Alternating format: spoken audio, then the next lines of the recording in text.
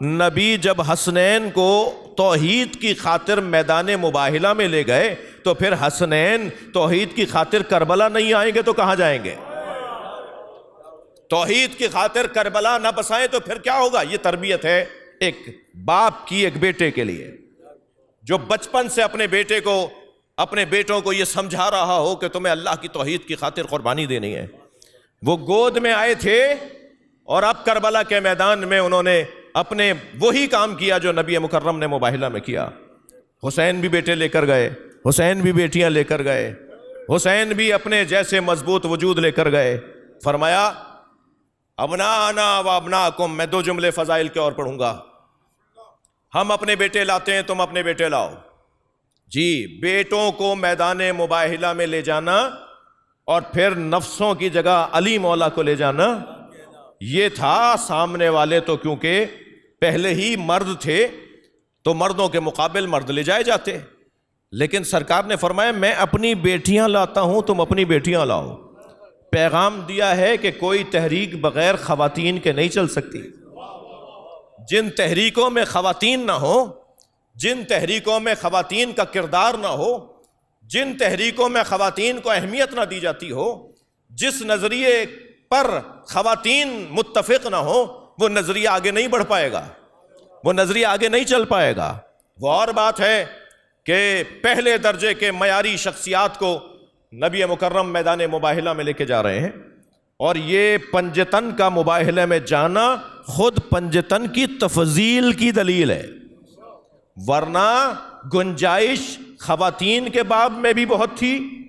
ایک بیٹی سے زیادہ بیٹیاں لانے کا نبی نے، ایک عورت سے زیادہ عورتیں لانے کا نبی نے قرآن میں فرمایا، مگر لے کے گئے صرف سیدہ کو۔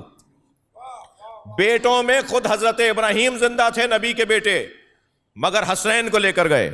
زمین نے ابو ذر سے زیادہ کسی سچے کا بوجھ نہیں اٹھایا، آسمان نے ابو ذر غفاری سے زیادہ کسی سچے پہ سایہ نہیں کیا۔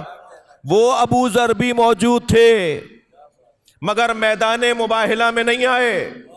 میدان مباہلہ میں تو وہ آ رہا ہے جس کی زندگی میں کہیں کذب کا گزر ہی نہ ہوا ہو، یا میں لفظوں کو تبدیل کر لوں کہ سچے تو ابو ذر غفاری بھی تھے، مگر یہاں تو جھوٹوں پہ لعنت کی بات ہے۔ یہاں تو وہ آئے گا جو جھوٹوں پہ لعنت کر سکتا ہو، اور جھوٹوں پہ لعنت وہی کرے گا جس پر لعنت پلٹتی نہ ہو۔ جس پر لعنت پلٹے گی وہ جو لعنت نہیں کر سکتا۔ آیت ہے نا بھائی، یہ قرآن ہے نا، قرآن پڑھ رہا ہوں میں آپ کے سامنے۔ فَنَجْعَلْ لَعْنَتَ اللَّهِ عَلَى الْكَاذِبِينَ، اور پھر ہم اللہ کی طرف سے جھوٹوں پر لعنت بھیجیں گے۔ مباہلہ کا میدان ہے جو نبی نے سجایا، اور ایک میدان مباہلہ ہے جو حسین نے سجایا۔ وہاں میدان مباہلہ میں امام حسین کو نبی نے گود میں لیا تھا، امام حسن کو انگلی پکڑائی تھی، سیدہ نبی کے عقب میں چل رہی تھیں، اور سیدہ کے عقب میں مولا علی علیہ السلام چل رہے ہیں۔